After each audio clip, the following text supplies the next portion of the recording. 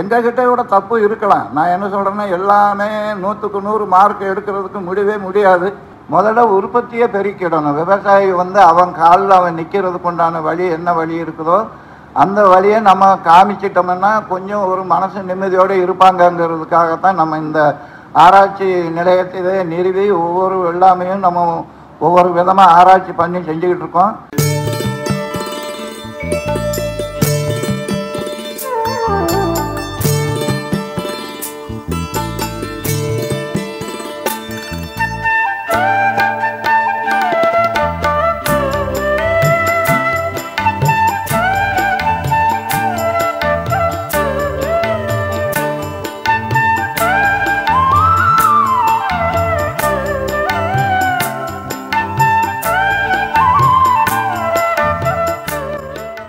இவ்வினிய காலை பொழுதில் மண்ணையும் இயற்கையும் வணங்கி நம் அனைவரையும் வாழ வைக்கும் விவசாயத்தையும் விவசாயிகளையும் இருகரம் கூப்பி வணங்கி வரவேற்கிறோம். அனைவருக்கும் இனிய காலை வணக்கம். மனிதகுலம் வளர்க்க, மண்வளம் பெருக, தன் உதிரத்தை உரமாக்கி உழைப்பவன் விவசாயி. அவன் விளைவித்த பயிருக்கு விலை பேச இயலாத இந்த அநீதியான நிலை மாற வேண்டும் என்றும் விவசாயியின் உரிமையை நிலைநாட்டுவதற்கு விலை மதிப்பில்லா தன் உழைப்பை அர்ப்பணித்து ஓயாது உழைத்து கொண்டிருப்பவர் பழமையான விவசாய முறைகளையும் புதிய முறைகளையும் இணைத்து ஒரு புதிய பரிணாமத்தில் விவசாயிகளுக்காகவே ஆராய்ச்சி மையத்தை உருவாக்கி நித்தமும் விவசாயத்தில் ஒரு புதுமையை கண்டறிந்து அனைவருக்கும் வழிகாட்டி வரும் எங்கள் ஐயா அவர்களை அன்புடன் வரவேற்கிறோம்.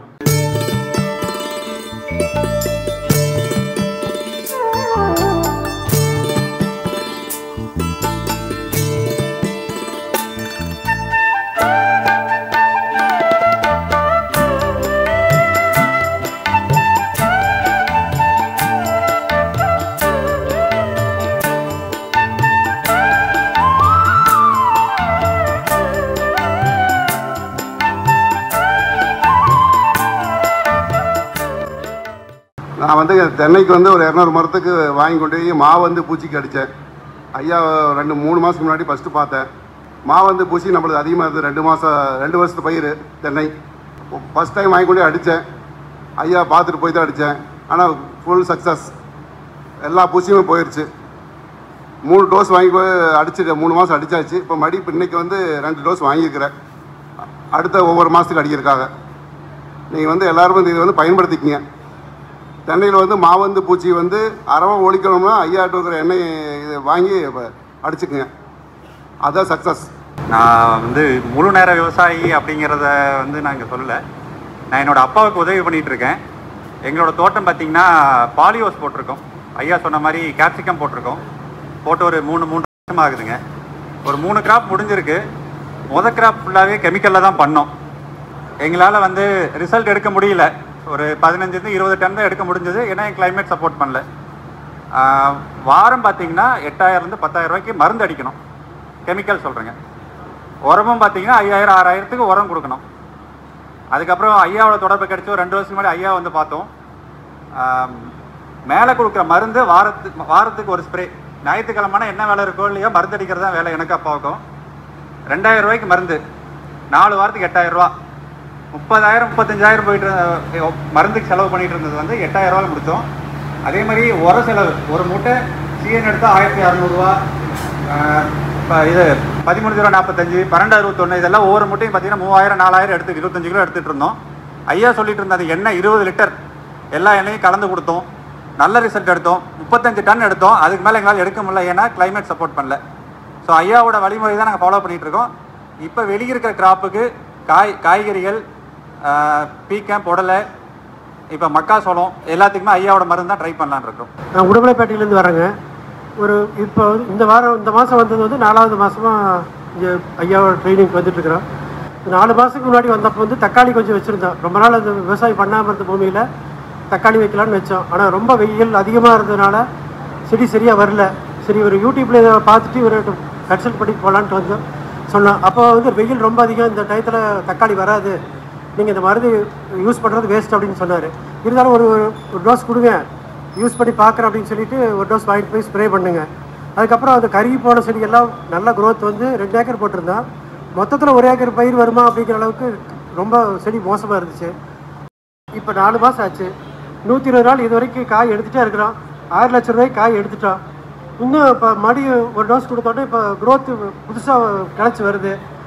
அதில் வந்து மடி இன்னும் ஒரு 1/4 சீல்டு எடுத்துருவோன்னு நினைக்கிறோம். முதல் தடவை ஒரு கொடுக்க வேணும்னு சொன்னார், இருந்தாலும் ட்ரை பண்ணலான்னு கொடுத்ததுக்கே அந்த அளவுக்கு இருக்குது. ஆரம்பத்துலேருந்து நல்லா இதை உபயோகப்படுத்திட்டோம்னா நல்லா இருக்குது. அதுவாக இளநீ தென்னை மரமும் நிறைய வச்சுருக்குறேங்க, ஒரு 600-700 மரம். அதுலேயும் நல்ல குவாலிட்டி எடுத்துகிட்டு இருக்கோம். அதுலேயும் ஐயாவோட இந்த டீகம்போஸ் புண்ணாக்கு, அந்த ஆயில் எல்லாம் அடுத்து ட்ரை பண்ண தான் இருக்கிறோம். இதெல்லாமே ஒரு கிடத்துல விவசாயமே பண்ண வேண்டாம், இந்த விவசாயம் பண்ணி லாஸ் ஆகிட்டு இருக்குது, இதோட விவசாயத்தை விட்டுறலான்னு நினச்சிட்டு இருந்தோம். இப்போ இங்கே வந்ததுக்கப்புறம் அதுலேயும் விவசாயம் பண்ணலாம் அப்படின்ட்டு ஒரு கிணறு உப்பு தண்ணி அதை ஓட்டாமையே சும்மாவே வச்சுருக்கிறோம். இப்போ ஐயா சொல்லி இந்த லேட்டஸ்ட் டெக்னாலஜி அந்த பைப்பில் தண்ணி விட்டு அது உப்பை உடச்சி கொடுக்குற மாதிரி பண்ணுறதுக்கு பண்ணியிருக்காங்க. அதை யூஸ் பண்ணி அதுலேயும் ஒரு வெள்ளாமை வைக்கலாம் அப்படிங்கிற இதில் வந்திருக்கிறோம். இவரை சொல்கிறபடி ஃபாலோ பண்ணோம்னா நம்மளோட வாழ்க்கை தரம் ரொம்ப விவசாயிகளோடது ரொம்ப ஈல்டு அதிகமாக எடுத்து நல்லா முன்னேற முடியும்னு ஒரு நம்பிக்கை இருக்குங்க. ரொம்ப சந்தோஷம். பக்கத்து தோட்டத்தில் இப்போ 4-5 பேர் நம்மளை பார்த்துட்டு அவங்களது மருந்து வேணும்னு சொன்னாங்கன்ட்டு நானே ஆர்டர் பண்ணி அவங்களுக்கு வாங்கி கொடுத்துருக்கேன், போட்டிருக்கேன். ரொம்ப நல்லா வந்திருக்கு. இன்னைக்கு அடுத்து எல்லோரும் இது மாதிரி யூஸ் பண்ணிக்கங்க. அவரை நம்மளோட வாழ்க்கை தரத்தை நல்லா விவசாயிகள் உயர்த்திக்கலாம். ஐயாவுக்கு வணக்கம்.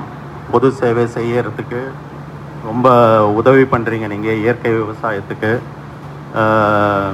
நாங்கள் வந்து ஒரு 4-5 வருஷமாக இயற்கை விவசாயம் தான் பண்ணணும்னு சொல்லி நிலத்தை அப்படியே வச்சுருந்தோம். அதை மட்டும் உயிர் மட்டும் கொடுத்துட்டு இருந்தோம், தண்ணி கொடுத்துட்டு அதை பராமரிச்சுட்டு இருந்தோம். நாங்கள் வந்து நிறைய அக்ரி யூனிவர்சிட்டியில் போய் எல்லாம் ஹெல்ப்பு கேட்டு எல்லாம் டிஸ்கஸ் பண்ணி மீட் பண்ணி எல்லாம் மண்ணெல்லாம் டெஸ்ட் பண்ணிட்டு வாங்க, அது பண்ணுவாங்க, நீரை டெஸ்ட் பண்ணாங்க, எல்லாம் பண்ணணும்னு சொன்னாங்க. இது எல்லாம் பண்ணிவிட்டு எங்களுக்கு வந்து ஒரு கிளியர் ஐடியா ஒன்றும் இல்லை. அப்போ தான் ஆகஸ்ட் மாதம் நம்ம வந்து ஐயாவோட யூடியூப் சேனலை பார்த்தேன். என்னோட நண்பர்களும் ரெக்கமெண்ட் பண்ணாங்க, இதை ஏன் நீ பார்க்கக்கூடாது, பார்த்துட்டு ஐயாவை ஃபாலோ பண்ணி பாரு அப்படின்னாங்க. அதுக்கு தான் நாங்கள் வந்து யூடியூப் வீடியோலாம் பார்த்துட்டு ஐயாவை பார்க்கலான்னு மண்டியாலேருந்து கிளம்பி வந்தோம். இவர்கிட்ட உரமெல்லாம் இருக்குது, அவர் வந்து விவசாயம் பண்ணுறதுக்கு ரொம்ப ஊக்குவிக்கிற மாதிரி, இந்த மாதிரி ஒரு ஊக்குவிக்கிற ஒரு விவசாய தலைவரை நான் பார்த்ததே கிடையாது லைஃப்பில். இருக்கிற எக்ஸ்பீரியன்ஸை வச்சு சொல்கிறேன். அதாவது எக்ஸ்பீரியன்ஸை ஷேர் பண்ணுறதுக்கு யாரும் முன்னே வரமாட்டாங்க. எக்ஸ்பீரியன்ஸ் ஷேர் பண்ணுறதுக்கு தெரியாது. ஃபர்ஸ்ட் ஆஃப் ஆல் அவங்களுக்கு எப்படி அதை மக்களுக்கு பகிர்ந்து கொடுக்கணும், நம்ம நாலேஜுங்கிறது நிறைய பேருக்கு தெரியாது. இருந்தாலும் அது வந்து இவர் ரொம்ப அழகாக எக்ஸ்பிளைன் பண்ணுறாரு. படித்தவங்க படிக்காதவங்க எல்லாரும் புரிகிற மாதிரி நிறையா பண்ணுறாரு. கற்றுக்கிறதுக்கு நிறைய வாய்ப்பு இருக்குது. அதை நாமளும் யூஸ் பண்ணி நம்ம சுற்று வட்டாரத்தில் இருக்கிற மக்களுக்கெல்லாம் ஹெல்ப் பண்ணலான்னு இருக்கோம். ஐயாவுக்கு ரொம்ப நன்றி. யூடியூப் மூலமாக கண்டினியூவஸாக இந்த மாதிரி மக்களுக்கு உபயோகம் ஆகிற மாதிரி நல்லா ஹெல்ப்ஃபுல்லாக பண்ணிகிட்ருக்கணும்னு எங்களுக்கு ஒரு ஆசை. அதனால் நாங்களும் அதுக்கு கண்டினியூஸாக ஹெல்ப் பண்ணுவோன்னு ஒரு உறுதிமொழி எடுக்கிறோம்.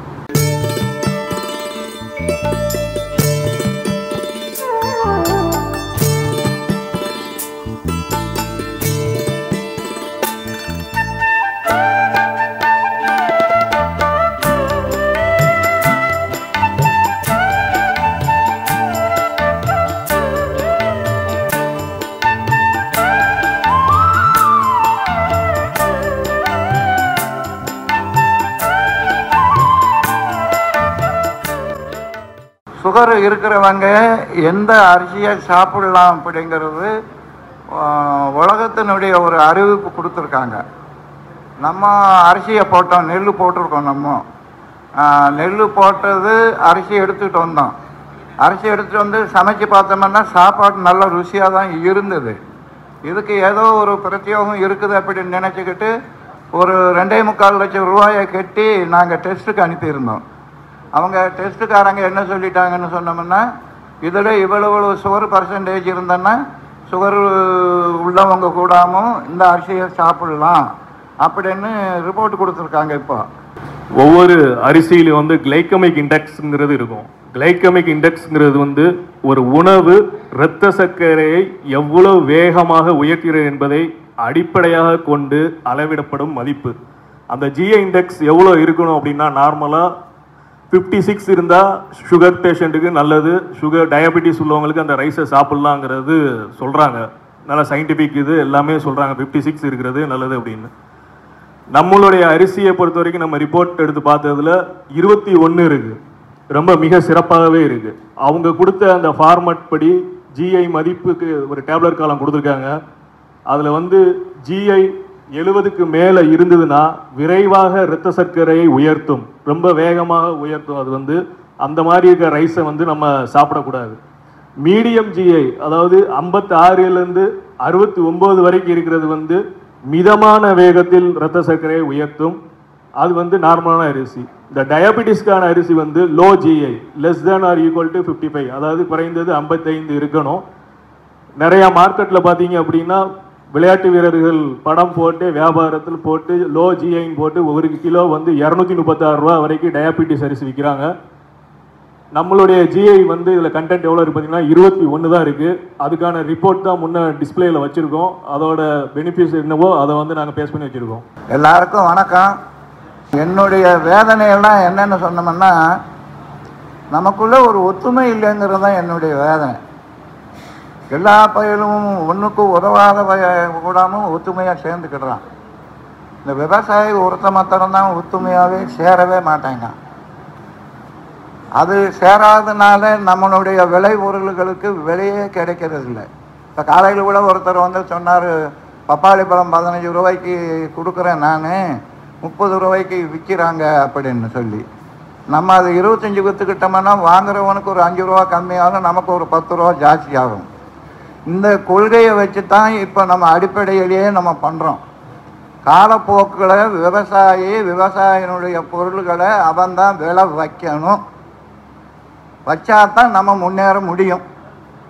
அதுக்குத்தான் உங்களை எல்லாம் சிறுக சிறுக சேர்த்து எல்லாருக்குமே ஒரு விழிப்புணர்ச்சியை கொண்டு வந்து, அதுக்கப்புறம் நம்ம ஒரு யூனிட் கோயம்புத்தூர்லன்னு சொன்னோம்னா நமது மேலே கோயம்புத்தூரில் எத்தனை பேர் இருக்காங்களோ நம்ம மருந்தடிக்கிறவங்க அவங்களெல்லாம் ஒரு யூனிட்டாக சேர்த்து, காய்கறி என்னாலும் சரி, பழங்கன்னாலும் சரி, தானிய வகை என்னாலும் சரி, ஆளுகளை போட்டு வேலை இல்லாமல் ஏகப்பட்ட பேர் திண்டாடிக்கிட்டு கிடக்கிறான்.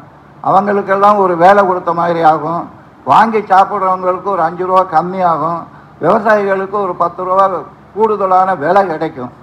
இதை நம்ம முயற்சியை எடுத்து வேறு எதுவும் பண்ணணுன்னா பண்ண முடியாது. முதல்ல உற்பத்தியை பெருக்கிடணும். விவசாயி வந்து அவன் காலில் அவன் நிற்கிறதுக்கு உண்டான வழி என்ன வழி இருக்குதோ அந்த வழியை நம்ம காமிச்சிட்டோம்னா கொஞ்சம் ஒரு மனசு நிம்மதியோடு இருப்பாங்கங்கிறதுக்காகத்தான் நம்ம இந்த ஆராய்ச்சி நிலையத்தை நிறுவி ஒவ்வொரு எல்லாமையும் நம்ம ஒவ்வொரு விதமாக ஆராய்ச்சி பண்ணி செஞ்சுக்கிட்டு இருக்கோம். காலப்போக்கில் இன்னும் 2-3 வருஷத்துக்குள்ளேயே நம்ம எல்லா விதத்துலேயும் எல்லா வெள்ளாமையிலையும் இந்த ஏரியாவில், அதாவது இது ரொம்ப மோசமான ஏரியா, தண்ணி உப்பு தண்ணி, வெயிலும் ஏகப்பட்ட வெயில் அடிக்கும், காற்றும் ஏகப்பட்ட காற்று.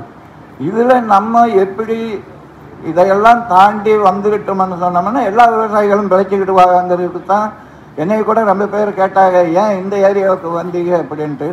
ஒன்றும் பிறந்த ஊர் பிறந்த ஊர், இடம் பிறந்த இடம், இதுக்கு ஏதாவது பண்ணுவோமே. மற்றவங்களுக்கு நல்லவங்களுக்கு போய் எங்கேயோ இப்போ கூட ஏகப்பட்ட பேர் சொல்கிறோம், கோயம்புத்தூருக்கு வந்திருக்கலாம், பொள்ளாச்சி மலை பக்கத்துலேயே நீங்கள் இடம் வாங்கியிருக்கலாம்.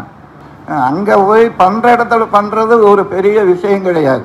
அது யார் வேணுமோ நம்ம பண்ணிக்கலாம். கொஞ்சோண்டு அறிவு இருந்தால் யார் வேணும் பண்ணிக்கலாம்.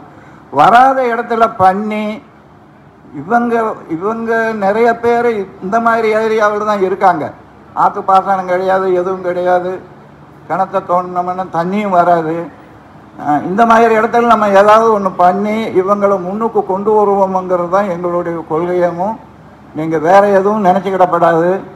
ரொம்ப தூரத்துலேருந்து ரொம்ப பேர் வந்திருக்காங்க, ரொம்ப சந்தோஷம். இது மாதிரி நான் என்ன சொல்கிறேன்னா, விவசாயம் சம்மந்தப்பட்டது. நான் ஒரு காலத்தில் கிட்டத்தட்ட 3000 கிலோமீட்டர் கூட போயிருக்கேன். ஏதாவது ஒன்று சொல்லிட்டோம்னா உடனே போய் பார்த்துடணுமங்கிறதுக்காக 300 கிலோமீட்டர் கூட போயிருக்கிறேன், 3000 கிலோமீட்டர் கூட போயிருக்கிறேன். போய் எல்லாம் பார்த்து வந்ததுனால தான் இன்றைக்கி உங்கள் மத்தியில் நான் நின்று பேசுகிறதுக்கு ஒரு தைரியம் இருந்தது. எல்லாருமே வந்து பார்த்து எங்ககிட்ட கூட தப்பு இருக்கலாம். நான் என்ன சொல்கிறேன்னா, எல்லாமே 100க்கு 100 மார்க் எடுக்கிறதுக்கு முடியாது. ஏதோ 1-2 ஒரு 100க்கு 80 75 எடுத்திருப்போம். அந்த 75-80 கூட 100க்கு 100 எடுக்கிறதுக்கு உங்களுடைய ஒத்துழைப்பு கண்டிப்பாக தேவை. ஏன்னா எல்லாமே எனக்கு தெரிஞ்சிருக்கணுங்கிற அவசியமே கிடையாது. இல்லை நாங்கள் ஏதாவது தெரியாமல் பண்ணியிருந்தோன்னா ஐயா இப்படி வச்சா இப்படி வரும்னு சொன்னீங்கன்னா அதையும் நாங்கள் எடுத்துக்கிடுவோம். ஏதோ குருட்டாம்போக்கில் போனோம், ஏதோ ஒன்று கிடைக்கிது, அதை வச்சுக்கிட்டு தாளத்தை தட்டிக்கிட்டே செய்கிறோம். இன்னி தேடி பிடிக்கிறப்ப எல்லாமே நிறைய கிடைச்சதுன்னு வச்சுக்கோங்க, இன்னும் நல்லா இருப்போம். இதில் நான் ஒன்று குறிப்பாக சொல்கிறதுக்கு விரும்புகிறேன். என்கிட்ட ஏகப்பட்ட பேர் கேட்குற கேள்வி அதுதான், எவ்வளவு போடணும்ன்ட்டு. அந்த ரசாயன உரங்க ரசாயன மருந்துகள் நீங்கள் கூடுதலாக அடிச்சிங்கன்னு சொன்னால் உங்களுக்கு நஷ்டம்தான் ஏற்படும். இதில் நீங்கள் எவ்வளவு போட்டாலும் அது தக்கன மகசூல். நாங்கள் முதல்ல அதுதான் சொல்கிறோம், உங்களால் எவ்வளவு முடியுமோ அவ்வளோ போடுங்க. கம்மியாக போட்டிங்கன்னா கம்மியான மகசூல் வரும், கூடுதலாக போட்டிங்கன்னா கூடுதலான மகசூல் வரும். நெல்லில் எல்லாம் 100 மூட்டை எடுக்கலாம், 75 கிலோ மூட்டை 100 மூட்டை எடுக்கலாம். இப்போ நான் இது சொல்கிறதெல்லாம் கொஞ்சம் டெமிட்டாக இருக்கும், கொஞ்சம் ஒரு மாதிரியாகவும் உங்களுக்கு இருக்கும். மக்காச்சோளத்தில் ஆல்ரெடியாகவே நம்ம 40 கிண்டால் எடுத்திருக்கோம். ஒரு நண்பர் சொன்னார், நாங்கள் ஆல்ரெடியாக 40 கிண்டால் எடுத்திருக்கோம்னு சொல்லிட்டாரு. அவர் 60-70 கிண்டாலுக்கு போகணும். மக்காச்சோளமெல்லாம் 70 கிண்டால் வரைக்கும் எடுக்கிறதுக்கு வாய்ப்பு நிறையா இருக்குது. அந்த மாதிரி நம்ம போனால் தான் நமக்கு ஏதாவது ஒன்று மிஞ்சும். அதனால் இப்படி ஒவ்வொன்றுலையும் நம்ம இங்கே பண்ணி வாழையிலெல்லாம் இப்போ நீங்கள் பார்த்தீங்கன்னு சொன்னோம்னா வருஷத்துக்கு 1 தாரு, இப்போ 1 வருஷத்துக்குள்ளேயே 3 தாரு எடுக்கிறதுக்குண்டான வழியையும் நம்ம பண்ணிக்கிட்டு இருக்கோம். ஆகையினால நான் என்ன சொல்கிறேன்னு சொன்னோம்னா, நீங்கள் இது மாதிரி அடிக்கடி வந்து பார்த்தீங்கன்னா நம்ம நிறைய வெள்ளாமை வைக்க போகிறோம். இப்போ வெங்காயம் வைக்க போகிறோம், வெங்காயத்தில் எவ்வளோ ஈல்டு வரும் அப்படிங்கிறதையும் சொல்லிடுவோம். அதனால் நீங்கள் முடிஞ்சால் வாங்க, வந்து பாருங்கள். வந்து பார்த்து நீங்கள் எல்லாம் நல்லா இருக்கணுங்கிறது, நல்லா இருக்கணுமென்ட்டு அந்த ஆண்டவனை வேண்டிக்கிட்டு என்னை முடித்துக்கிறேன். நன்றி, வணக்கம்.